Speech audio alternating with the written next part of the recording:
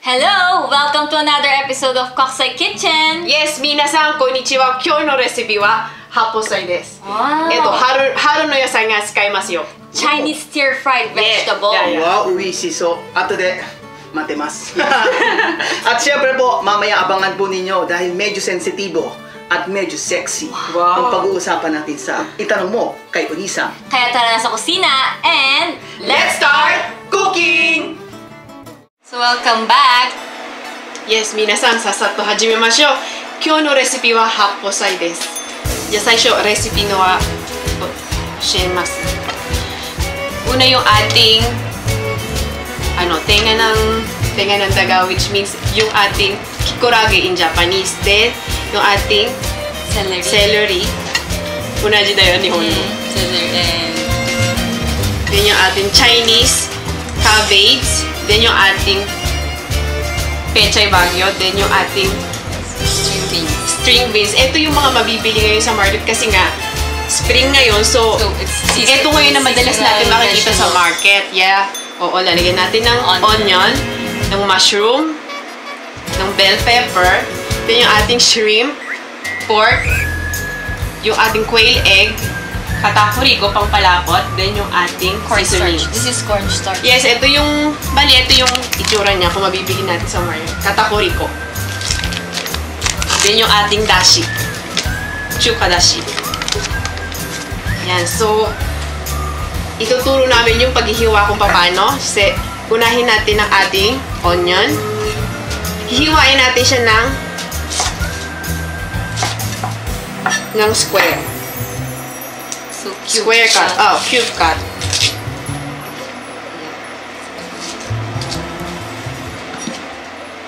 Ganito ang pagka-cut. Yan natin. Cut into 8 lang siya. Pwede na.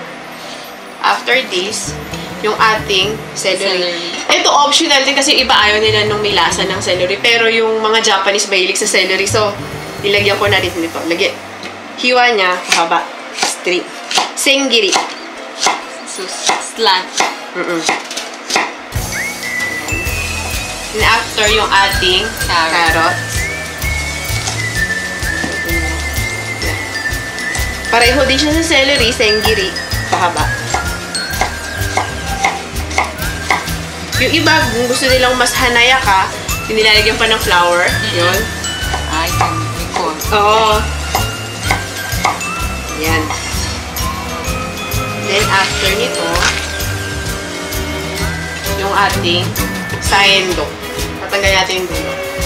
Mga beans, marami. Meron din sa atin ito, kaya lang, masyado siyang mahaba. Di ba meron nito yung mga ganito lang siya kalaki? Yan. Lalagyan natin siya nito.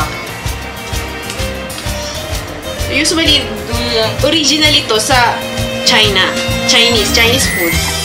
So, hiwain din natin siya ng senggiri din. Magsasamahin natin din.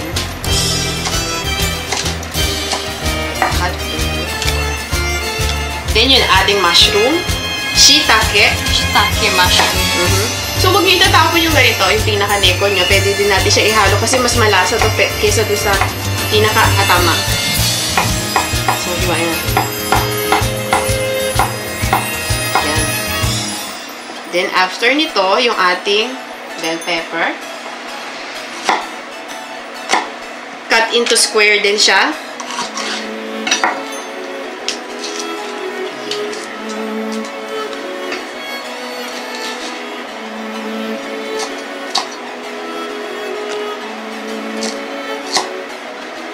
Usually, yung ganitong hapos ay tinatap siya sa, pwede sa fried rice, pwede sa plain rice lang, or pwede din siya sa, yung katay men. Tikim ka na nun? Yung para siyang crunchy na, na noodles. Ah, wala. So, Nakatingin diba? na ako. Yes, lalagyan siya natin ng takinoko. Sa atin, labong to, labong. Labong? So, labong. Siya yung bamboo. Parang bamboo shoots? Oo, yun. Yan. So, hiwain natin siya lahat. Hayat tiro to ngayon kasi nga, spring, marami ito sa market ngayon. Tututusin, mahal talaga ang shiitake ngayon. Talagang pag spring, sobrang daming vegetables ngayon, no? Yan Yung iba kasi yung mga nanonood sa atin sa ibang bansa, hindi nila minsan makita yung mga ingredients sa market nila kasi nga, minsan dito lang sa Japan meron, di ba? And saka iba seasonal siya. So, ganito lang ang cut niya. Cut lang yung pinaka-tail niya, yung dulo. Then, ito, hiwain natin sa Apat. So, walang natitira sa gulay. Oo. Kasi usually nga daw yung pinaka-boto ng andun yung vitamin na. Then, yung ating pechay bagyo. Haksay. Haksay in Japanese. So, yan.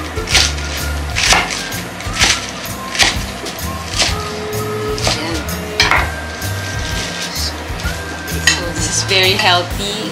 Tsaka yung ano nga pala, yung hapa. Celery no hapa. Tinay di ko dasay. Pwede natin siyang ihalo mamaya. Celery leaves. Oo. Then, sasama. Then, the last one, yung ating Meat. baraniku. So, para siyang... Kumagi rin eh. So. So,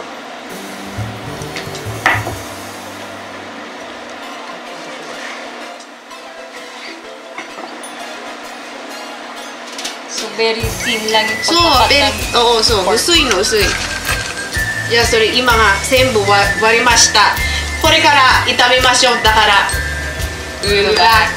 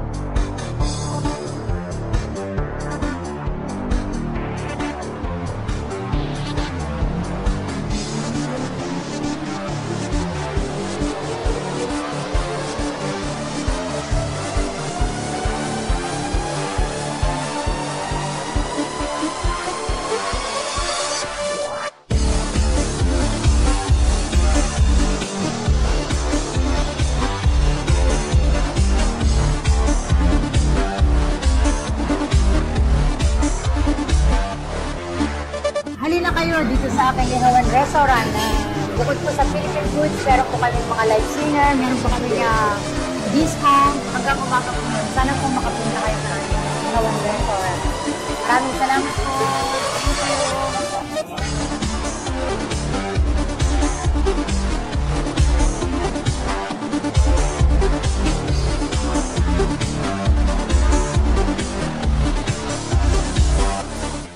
Let's start! Yeah, umpisa na natin. Magigisa tayo.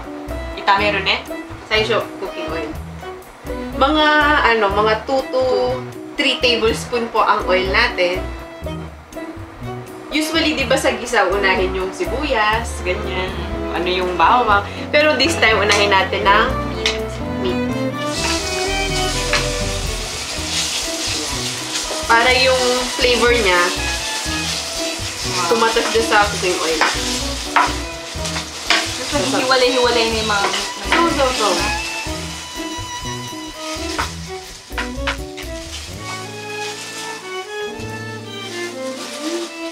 Di ba si Happy is Chinese, so favorite niya to. Yung pumunta yung mother-in-law ko dito sa Tokyo, nagluto siya ng ganito. Ang mga Chinese malasa talaga mag-luto, di ba? So. And he repeated the mushroom and vegetables.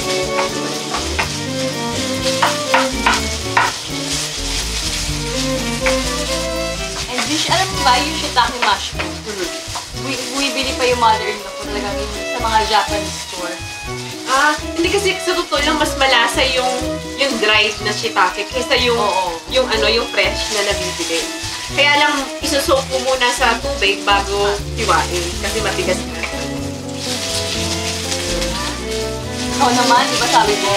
Yes. Ito yung una mong niluto. Yes, yung simula nung unang-unang recipe, ito yung unang-unang recipe na niluto ko. At anong grade ka nun? Walaan mo. Grade 3, unang nagluto si Lloyda. Yes, at ito yung recipe na una ko Grade niluto. 3 ah. Nung grade 3 ako, di pa ako nagluluto. Chinese garter lang. Ay, naglalaro ako ng Chinese garter. Magaling ako doon. Ayan. So, pag nakikita na natin medyo nag-golden brown na yung ating uniko. Golden brown man eh. Saka Kondo, lalagay. tama na ikita meron. Yung onion, lalagay na.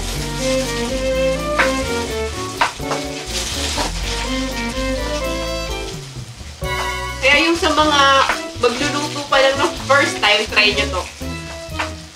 Dahil pag ito una yung niluto, tiyak na mga susunod yung panluluto, kaya nyo yung gawin. Mukha lang siya marami talaga siyang ingredients eh. Pero madali lang siya. Ayan, then, pinag-mix ko na po yung mga vegetable natin. Sinabay ko yung mga matitigas, magkakasama siya para sabay-sabay. Celery, bell pepper, carrot. Yes, Tama. shiitake. String beans.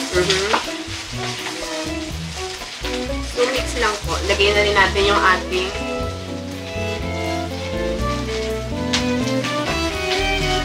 So, yung mga ganito ang tawag sa nilagay mo, bamboo shoots ba yun? Oo. Bamboo.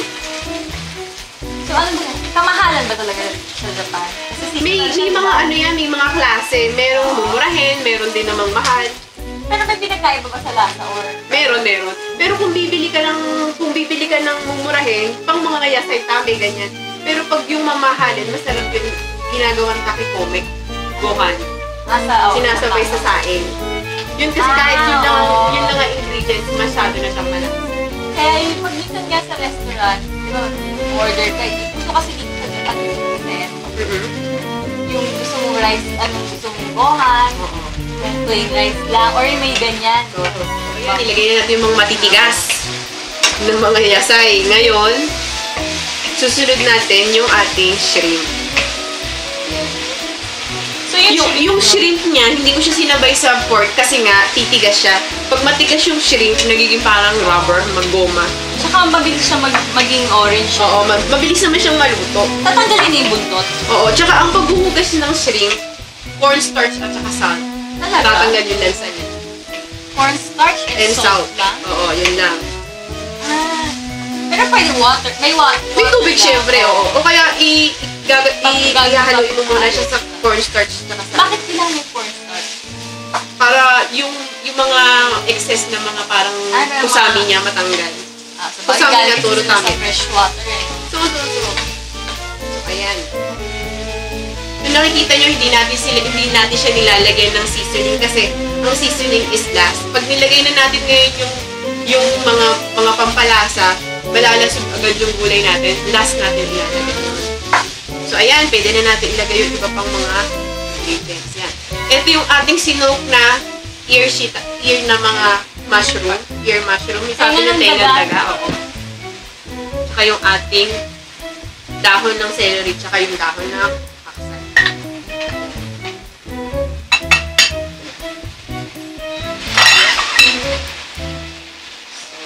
Simmer lang natin siya ng mga 2 minutes, then okay na siya. After nito, magbabalik po kami para mailagay na natin yung pampalapot.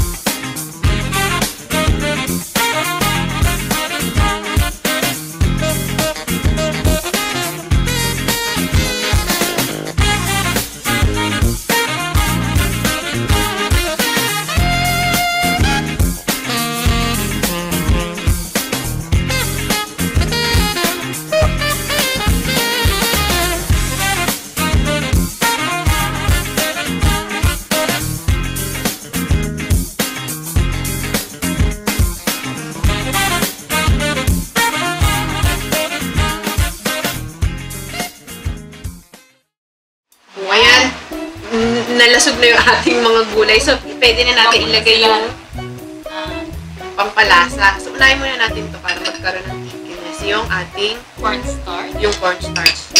I-dilute natin siya sa water. Ay, puminas ay. Simasandes na. Yan. After natin, make sure po na nakanaw lahat na-dissolve lahat kasi pwede siyang umuo. Tsaka ang paglalagay po, konti-konti.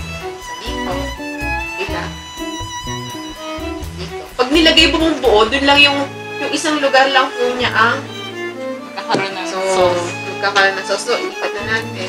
Tsaka pwede natin ilagay yung ating palasa. Tsaka yung ating Wait, egg. whey eggs.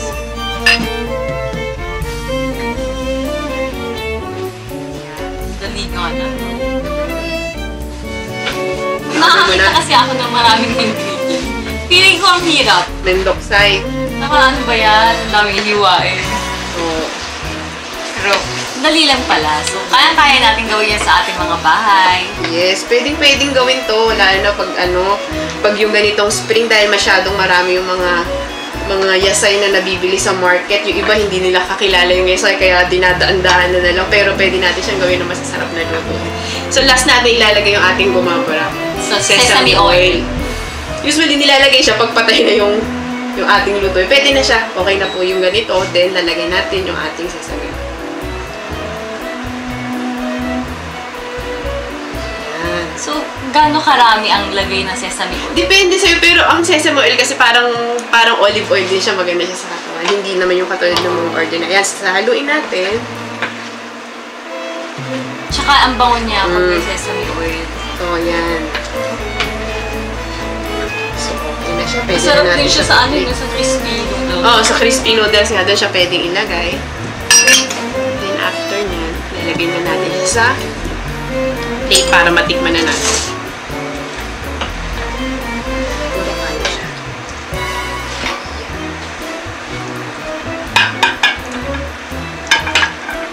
Yan. Wow.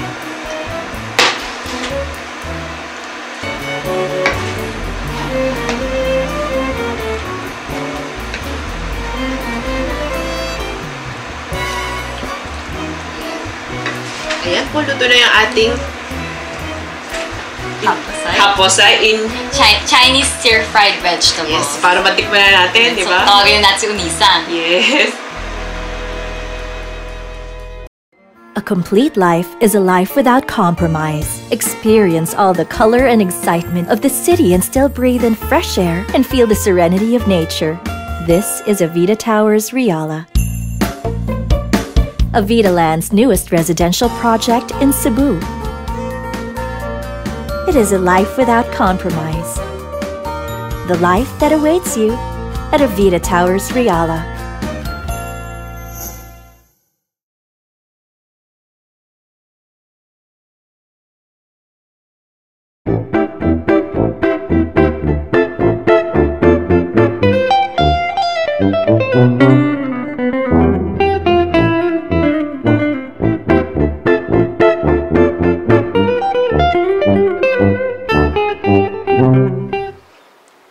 Kung sa Pilipinas ay binabalot sa lumang dyaryo at patagong binibili sa sulok ng Recto o Quiapo ang mga pornographic materials, dito sa Japan ay hindi na kailangan itago dahil mabibili mo ito sa convenience store.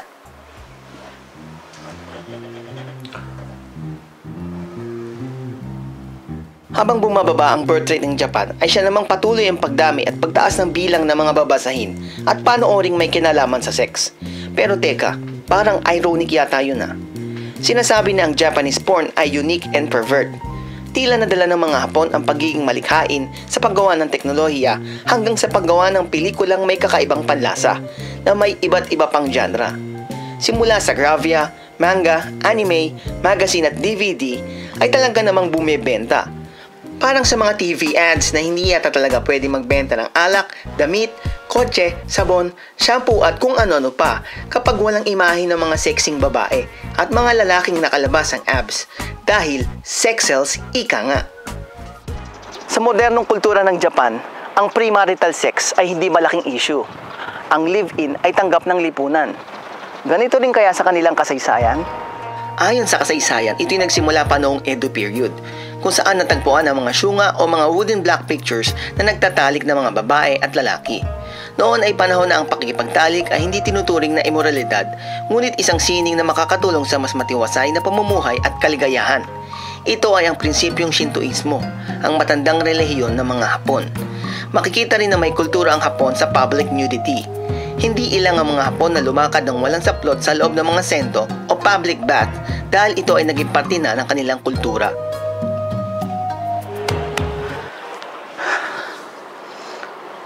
Ayon sa isang artikulo, na mas maraming Haponesa ang pumapasok sa adult movie industry kumpara sa mga western porn movies. Ang ibig sabihin ba nito na walang kinalaman ng employment rate sa pagtaas at pagdami ng mga porn actress? Bukod sa mga celebrity scandal sa Pilipinas at penny movies noong 70s, ay tila napakababa ng bilang ng pornography films kumpara sa mga libu-libong hentai at porn movies ng Japan. Sabi nga sa economics ng law of supply and demand, kung walang demand, wala ring magsusupply, or vice versa. Pero sa bansang hindi naman salat sa pangangailangan katulad ng Japan, marami pa rin kababaihan ang pumapasok sa adult video industry. Marami daw Haponesa na handang ipakita ang lahat, hindi dahil para ipambayad ng mga bills, kundi dahil para makabili lamang ng mga branded bags, damit, kotse, sapatos at iba pang mga bagay na may kinalaman sa pagpapasosyal. Sinasabi na habang tumataas ang bilang ng mga lalaking ayaw magpakasal at mag-asawa, ay tumataas rin ang bilang ng mga pornographic materials. Ibig sabihin ba nito na mas marami ang nakokondentong alam nyo na? Pero, ano nga ba talaga ang tunay na dahilan kung bakit maraming nanonood nito? Ang pagkakaiba ng art at obscenity ay matagal nang pinagtatalunan.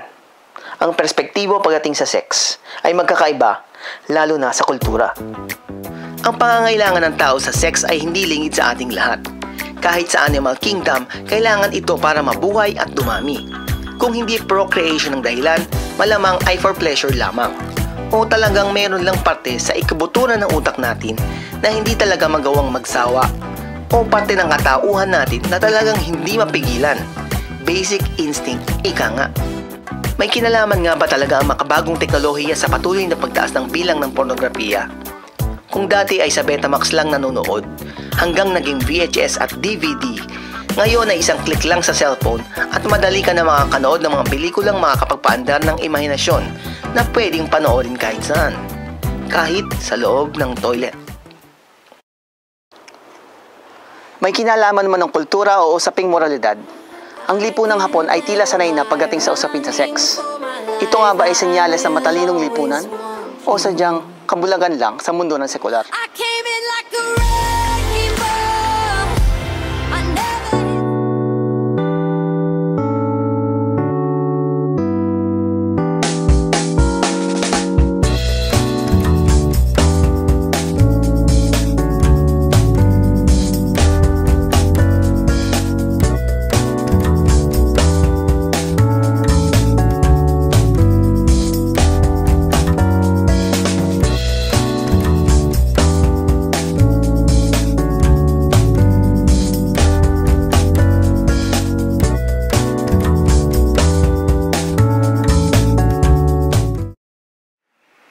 Okay, tikman na natin. Wow, sarap!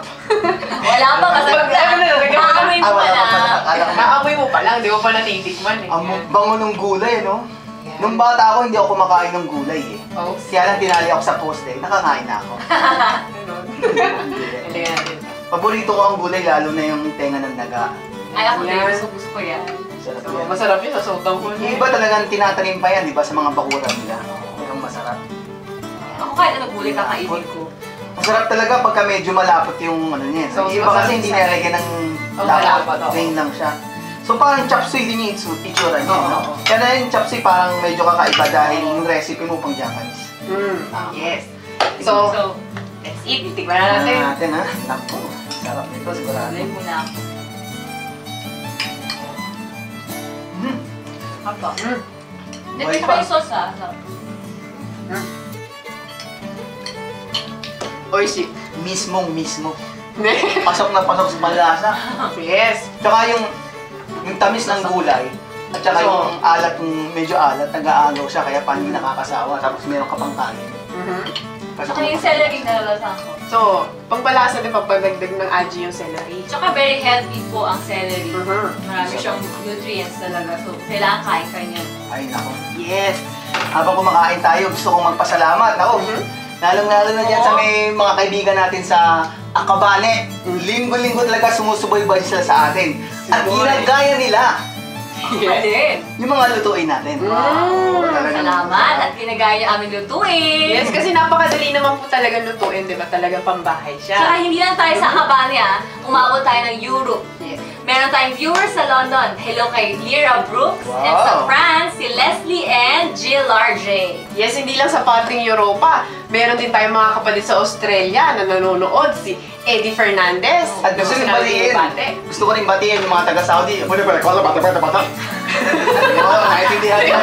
Pero kasi gulay ang kakainin nila. Hindi naman yan maraming ano. Karne, hindi sila marami pala na karne doon. Oo. Okay. Ayan. So, So, pasalamatan natin yung mga sponsors natin. Maraming salamat po sa mga patuloy na sumusubaybay at sa mga sponsors namin na Yes. sumusuporta dito lang sa Maraming Poksay salamat. Kitchen. At syempre, gusto rin namin pasalamatan ang ating mga direktor, syempre. Yes. Ang ating Producer. Producers, di ba? At patuloy tayong pinalalaki. Joke lang. Sorry. Healthy po tayo. At kumain lang ng tama. Huwag kayong gumaya sa akin. Okay. Maraming salamat po. Hanggang sa susunod. Magkainan tayo at maglutuan dito lang sa Poksay Kitchen!